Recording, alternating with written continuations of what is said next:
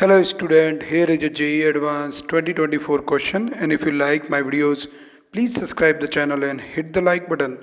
Four identical thin square metal sheets S1, S2, S3 and S4 each of side A are kept parallel to each other with equal distance D is very less than A between them as shown in the figure. Let C naught is equal to epsilon naught A square by D, where epsilon naught is permittivity of free space.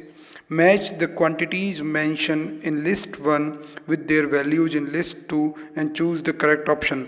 अब अगर आप question देखेंगे तो list 1 में क्या है, ये plate अपन ने किस प्रकार से कनेक्ट की है, ठीक है। और लिस्ट 2 में हम बात कर रहे हैं कि वो कनेक्शन के बाद इक्विवेलेंट कैपेसिटेंस कितना आएगा।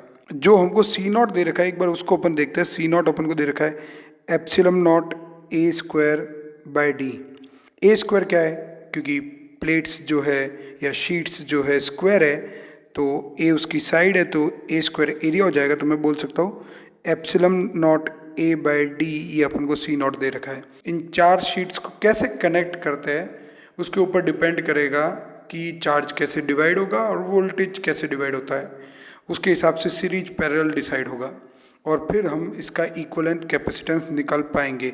आप थोड़ा सा ध्यान से देखेंगे c naught by epsilon naught a by d क्या है। अगर हमारे पास दो प्लेट्स होती और इसका एरिया मान लो ए होता और बीच में डिस्टेंस डी होता, अंदर वैक्यूम होता, तो ऐसे कैपेसिटर का कैपेसिटेंस है। अब यहाँ पहला केस तो पी वाला ऑप्शन है, the capacitance between S1 and S4 with S2 and S3 not connected is. तो अपन को S1 और S4 के बीच में कैपेसिटेंस निकालना है और S2 और S3 को हमने कनेक्ट किया ही नहीं है। तो ऐसे में आप पाएंगे कि जो ये हमारी चार प्लेट्स है वो उनमें प्लेट्स थिन है, तो ये दोनों प्लेट तो पिक्चर में ही नहीं है। तो एक तो तरीका है कि आप सीधा बोल दीजिए कि क्योंकि ये दो प्लेट बहुत थिन है तो ये मैटर ही नहीं करता ये है या नहीं, क्योंकि ये कनेक्टेड भी नहीं है।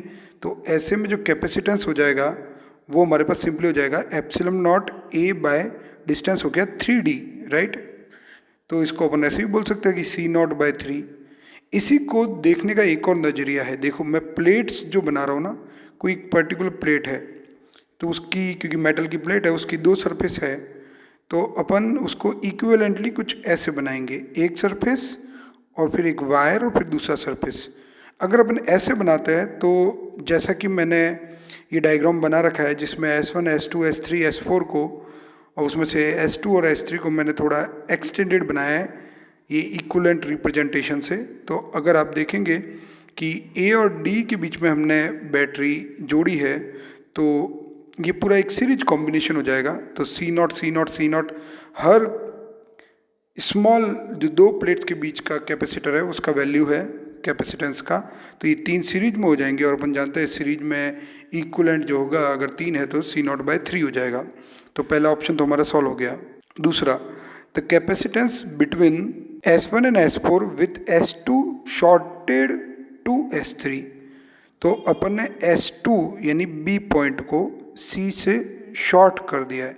अब देखिए कहने का मतलब ये है कि हमारे पास जो चार प्लेट हैं उनमें से बीच की दो प्लेट को हमने यूँ शॉर्ट कर दिया है।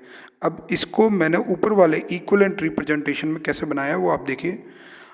अब अगर ऐसा है तो हमारा जो कैपेसिटेंस जो बीच वाला है B और C यानी S2 और S3 के बीच का वो तो पिक्चर में ही नहीं है और सिंपली हमारे पास जो पहला कैपेसिटेंस है नंबर 1 और नंबर 3 जो है वो सीरीज में आ जाएंगे। तो हम बोल सकते हैं ऐसे में जो हमारा कैपेसिटेंस हो जाएगा वो हो जाएगा सी नॉट बाय 2। दो कैपेसिटर सीरीज में है, आइडेंटिकल कैपेसिटर है, तो हमारा इक्विवेलेंट कैपेसिटेंस हो जाएगा सी नॉट बाय 2। तो हमने देखा जो पी ऑप्शन है वो तो कनेक्ट हो गया हमारा 3 से और जो हमारा क्यू ऑप्शन है वो कनेक्ट हो जाता है 2 से। अब आगे आते हैं upon the capacitance between S1 and S3। तो हमको S1 और S3 के बीच का कैपेसिटेंस निकालना है with S2 shorted to S4। S2 को S4 से शॉर्ट कर दिया गया है। अब हम इसका इक्विवेलेंट डायग्राम बनाते हैं। आप देखिएगा जो जहाँ पे बैटरी अपन ने कनेक्ट की है या जिसके बीच में अपन को कैपेसिटेंस पूछा है वो है हमारे पॉइंट है A और C। और ए के बाद एक कैपेसिटर है हमारे पास सी नॉट और बी पॉइंट है। आप देखेंगे बी और डी तो सेम पॉइंट है, सेम पोटेंशियल पे होंगे, और बी और डी अगर सेम पॉइंट है तो हम बोल सकते हैं कि जो कैपेसिटर है सेकंड नंबर वो हमारा बी और सी के बीच में है, और जो थर्ड नंबर है वो भी बी और सी के बीच में ही है। तो ऐसे में ये पैरेलल कॉम्बिनेशन हो जाएगा, क्योंकि बी और सी के बीच में भी एक कैपेसिटर है और डी और सी के बीच में भी एक कैपेसिटर है।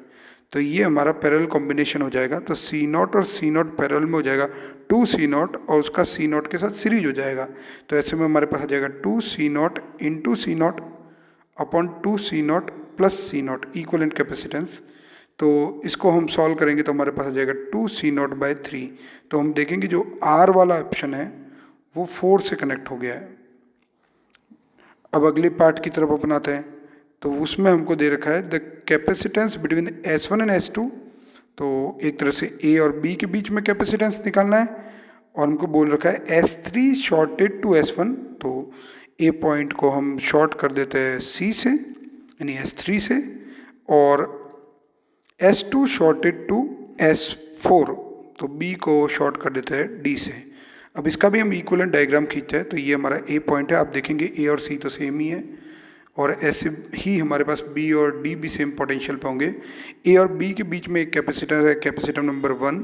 B और C के बीच में यानी B और C यानी B और A ही हो गया, उसके बीच में कैपेसिटर है 2, और C और D जो कि C और D भी A और B हो गया, उसके बीच में कैपेसिटर है 3।